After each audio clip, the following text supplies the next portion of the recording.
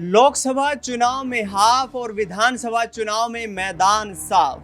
ये नारा दिया जा रहा है हरियाणा के पूर्व मुख्यमंत्री और इस वक्त नेता प्रतिपक्ष भूपेंद्र सिंह हुड्डा की तरफ से। जी हां,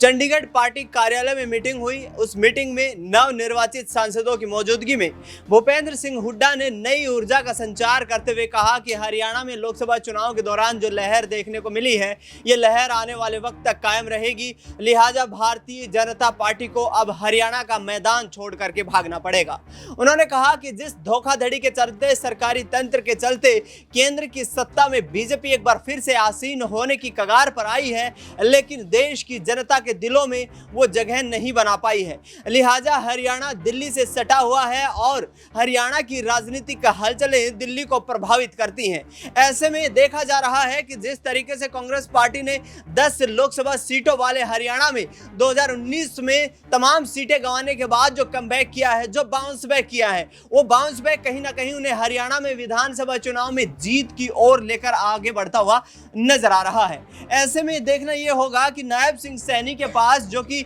वर्तमान में देखा जाए तो महज 3 महीने ही हुए उनको मुख्यमंत्री बने, उनके पास पूर्ण समर्थन यहां पर विधायकों का नहीं है विधानसभा को चलाने के लिए। लिहाजा यहां पर तमाम विधायकों का इस्तीफा दिलवाने की भी भाजपा तैयारी कर रही है और इसके साथ साथ देखा जाए दुष्यंत चौटाला की पार्टी जननायक जनता पार्टी में यहां पर तोड़फोड़ करने की कोशिशें की जा रही हैं। तमाम पहलुओं पर चर्चा करेंगे। दिल्ली में जिस तरीके से अनिल विज को बुलाया गया, वो मुद्दा भी एक खास मुद्दा बन जाता है, क्योंकि अनिल विज राव इंद्रजीत सिंह जैसे नेता लगातार पार्टी हाईकमान पर सवाल खड़े करते हुए नजर आ रहे थे। अक्षय मेरे साथ मौजूद हैं। अक्षय, किस तरीके से समझते हैं हरियाणा की राजनीति को? दिल्ली बुलाया गया, अनिल विज को हाईकमान की तरफ से तलब किया गया और ये कहा गया कि यहां पर विधानसभा चुनाव में माहौल खराब हो सकता है, इसलिए सोच विचार करके बयानबाजी को अंजाम दिया जाए। किस तरीके से देखते हैं? देखिए, वाकई में बड़ी चीज़ है और कहीं ना कहीं एक और चीज़ मुझे लगता है दिनेश अनिल विज को लेकर अहम हो जाती है। गृह मंत्री रहे हैं खट्टर सरकार में और मनोहर लाल खट्टर को मुख्यमंत्री पद से हटा करके देखेंगे तो यहाँ केंद्र की सरकार में मंत्रिमंडल दे दिया गया है, मंत्री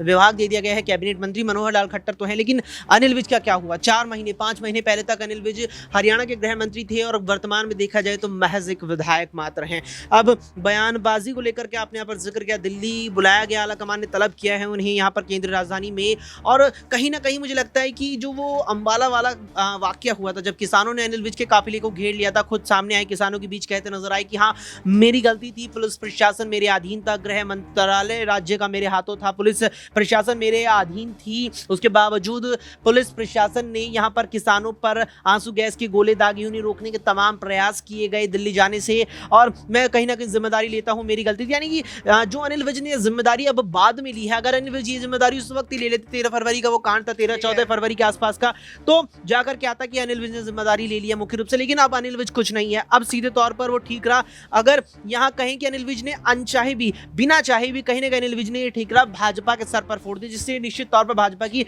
चिंताएं और चुनौतियां भी इस साल होने वाले राज्य के विधानसभा चुनावों में बढ़ सकती हैं। और यहाँ पर देखिए जिस प्रकार से अनिल विज अब खाली हाथ है, कोई उन पर जिम्मेदारी नहीं है, ना ही राज्य सरकार में कोई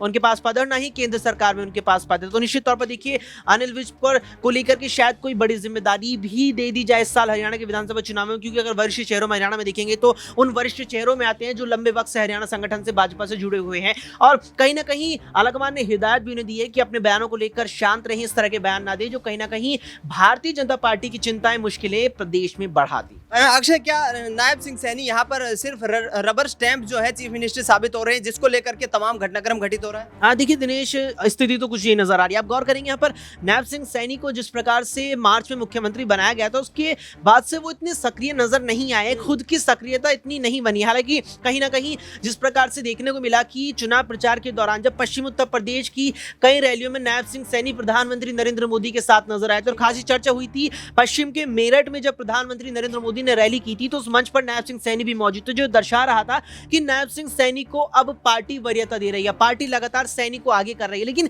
सैनी खुद से इतने ज्यादा सक्रिय नजर नहीं आए, ना ही यहाँ पर इतने ज्यादा वो सक्रिय चुनावी पूरे हरियाणा के लोकसभा चुनाव में नजर आए और ना ही विधानसभा चुनाव को लेकर इतने सजग नजर आ रहे हैं, जिसके चलते कहीं ना कहीं वो रबर स्टैंप मात्र वाले सीएम लगातार कहला रहे हैं। बिल्कुल, यहाँ पर विपक्ष ये लगातार आरोप लगाता नजर आ रहा है कि नायब सिंह सैनी को नैतिकता के आधार पर इस्तीफा दे देना चाहिए, क्योंकि पर्याप्त संख्या बल मौजूद न होने के कारण उनके पास कोई संवैधानिक अधिकार नहीं है सरकार को चलाने का। यहाँ पर नाजमीन से सवाल लेंगे। नाजमीन, सिरसा से लोकसभा सांसद बनी कुमारी सैलजा ये कहती नजर आ रही है कि कांग्रेस पार्टी में भी गुटबाजी नजर आ रही है। हुड्डा गुट, सुरजेवाला की बात करें या फिर किरण चौधरी या फिर सैलजा की बात करें, ये दो गुट जो बढ़ते हुए नजर आ रहे हैं, क्या कांग्रेस पार्टी को लोकसभा चुनाव में बेहतरीन प्रदर्शन के बाद इस तरह की बयानबाजी से विधानसभा चुनाव में मुश्किलें सामने आ सकती है कांग्रेस पार्टी की? देखिए, बिल्कुल, अगर हम लोकसभा चुनाव के नतीजों की बात करें तो कांग्रेस पार्टी को बेहतर फायदा यहां पर मिलता हुआ नजर आया है कि जहां एक सीट भी यहां पर जीतती हुई नजर नहीं आई थी, तो वहीं अब 2024 के चुनाव परिणाम में 5 सीटें यहां पर कांग्रेस पार्टी जीतती हुई नजर आई है। कुमारी सैलजा को लेकर अगर हम बात करें तो 2019 में जिस तरीके से चुनावी मैदान में उतरी थी, यहाँ पर इस बार उनकी सीट में बदलाव किया गया और कुमारी सैलजा कांग्रेस पार्टी के तहत यहाँ पर चुनाव जीतती हुई नजर आई। लेकिन जिस तरीके से परिणाम सामने आए उसकी वजह से अंदरूनी कलह भी कांग्रेस पार्टी की देखने को मिली। यहाँ पर मुख्यमंत्री की रेस की बात करें या फिर बात करें कि पार्टी का उत्तराधिकारी या पार्टी का बड़ा कौन यहाँ पर होता हुआ नजर आएगा, तो कुमारी सैलजा की कहीं ना कहीं जो तूतू में दिखाई दे रही थी भूपेंद्र सिंह हुड्डा के जरिए यहाँ पर नजर आती है। भूपेंद्र सिंह हुड्डा को आगे किया जाता है, तो वहीं कुमारी सैलजा कहीं ना कहीं ये बयान देते हुए नजर आती है कि जो 5 सीटें कांग्रेस पार्टी इस चुनाव में हारती हुई नजर आई है वो भूपेंद्र सिंह हुड्डा की वजह से हारे हैं। यहाँ पर वो ये आरोप भी लगाती हैं कि 10 सीटें भी कांग्रेस पार्टी के खाते में आ सकती थी, लेकिन भूपेंद्र सिंह हुड्डा जो यहाँ पर नेतृत्व करते हुए नजर नहीं आए, कहीं ना कहीं खामियाजा इसका कांग्रेस पार्टी को उठाना पड़ा।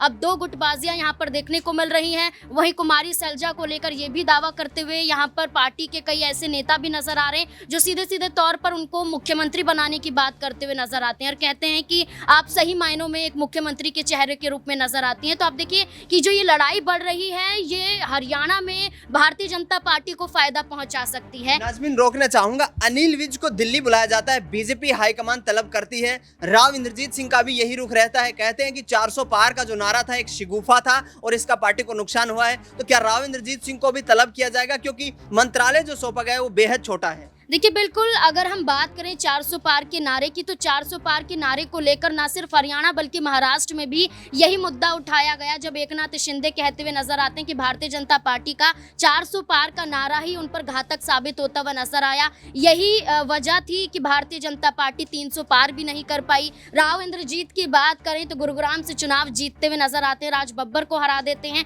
लेकिन राव इंद्रजीत को लेकर जो कहा जा रहा था कि कैबिनेट में आखिरकार जगह क्यों नहीं दी जा रही थी, यहाँ पर केंद्रीय मंत्री क्यों नहीं बनाए गए। इसके साथ साथ राव इंद्रजीत की बात करें तो विधानसभा चुनाव से पहले वो मुख्यमंत्री चेहरे को लेकर कहीं ना कहीं बड़ी रार भारतीय जनता पार्टी में पैदा करते हुए नजर आते हैं। यहाँ पर नायब सिंह सैनी मुख्यमंत्री की कुर्सी पर हैं, लेकिन राव इंद्रजीत का ये भी कहना होता है कि आखिरकार मुख्यमंत्री कौन होगा हरियाणा का, ये भी तो तय करना है और विधानसभा चुनाव से पहले सीएम तय हो जाएगा तो बहुत बेहतर होगा। कहीं ना कहीं राव इंद्रजीत अपने आप को भी इस रेस में अपने आप को भी आगे रखते हुए नजर आ रहे हैं। और अनिल विज की नाराजगी तो जग जाहिर है, किस तरीके से वो मुख्यमंत्री के रूप में नायब सिंह सैनी को पसंद करते हुए नजर नहीं आ रहे थे। उसके बाद आप देखिए कि नायब सिंह सैनी के खिलाफ कई मौकों पर अनिल विज बैठकों में शामिल होते हुए नजर नहीं आते हैं। यहाँ पर बात करें तो अब ये भी चर्चाएं चल रही कि क्या अंबाला सीट उन्हें मिल भी पाएगी कि नहीं, क्योंकि जिस अंबाला सीट से 6 बार के विधायक वो रह चुके हैं, अब ऐसे में चर्चाएं कि उनकी नाराजगी भारी पड़ती हुई नजर ना आए, कहीं अनिल विज की मुलाकात जेपी नड्डा से इन मायनों में ना हो कि बड़ी जिम्मेदारियां दी जा रही हैं, विधानसभा चुनाव में सीटें दी जा रही हैं नहीं दी जा रही हैं, या फिर हरियाणा में क्या कुछ रणनीति इख्तियार की जाएगी। तो तमाम तरीके से नाराजगी यहाँ पर नेताओं की देखने को मिल रही है, विधायकों की देखने को मिल रही है। अब देखना होगा कि कांग्रेस पार्टी भारी पड़ती हुई नजर आती है या फिर भारतीय जनता पार्टी। सत्ता में वापसी का रास्ता देख रही कांग्रेस पार्टी क्या यहाँ पर भारतीय जनता पार्टी पर भारी पड़ती हुई विधानसभा चुनाव में नजर आएगी, क्योंकि महज 3 महीने का वक्त बाकी है और जिस तरीके की सियासी रणनीतियां इस वक्त तैयार की जा रही है कांग्रेस पार्टी के द्वारा, लगातार विधायकों सांसदों की मीटिंग्स बुलाई जा रही हैं। कांग्रेस पार्टी का यह भी कहना है कि विपक्ष के पास पर्याप्त संख्या बल मौजूद है, लिहाजा नायब सिंह सैनी को अपना कार्यकाल पूरा करने से पहले ही हरियाणा की राजगद्दी छोड़नी होगी और हरियाणा में राष्ट्रपति शासन की मांग करके जल्द ही विधानसभा चुनाव करवाए जाने की मांग भी यहां पर जोरों पर है। अब देखना यह होगा कि एक तरफ भूपेंद्र सिंह हुड्डा, दूसरी तरफ दुष्यंत सिंह चौटाला, अभय चौटाला, ये तमाम दिग्गज नेता जहां भारतीय जनता पार्टी को लेकर निशाना बनाते लगाते हुए नजर आ रहे हैं, तो वहीं पार्टी के तमाम दिग्गज नेता जिनमें राव इंद्रजीत सिंह, प्रोफेसर रामविलास शर्मा, ओपी धनखड़ और अनिल विज जैसे कद्दावर नेता भी बीजेपी हाईकमान पर तमाम तरीके के आरोप लगाते हुए नजर आ रहे हैं। देखना यह होगा कि विधानसभा चुनाव में आखिरकार किस तरीके से कांग्रेस पार्टी सत्ता की गद्दी को हासिल कर पाएगी या फिर बीजेपी हैट्रिक लगाते हुए हरियाणा में एक बार फिर से बाजी मार ले जाएगी। फिलहाल न्यूज रूम से इस खास कार्यक्रम में इतना ही। देश दुनिया की तमाम बड़ी खबरों के लिए आप देखते रहिए SPN9 न्यूज।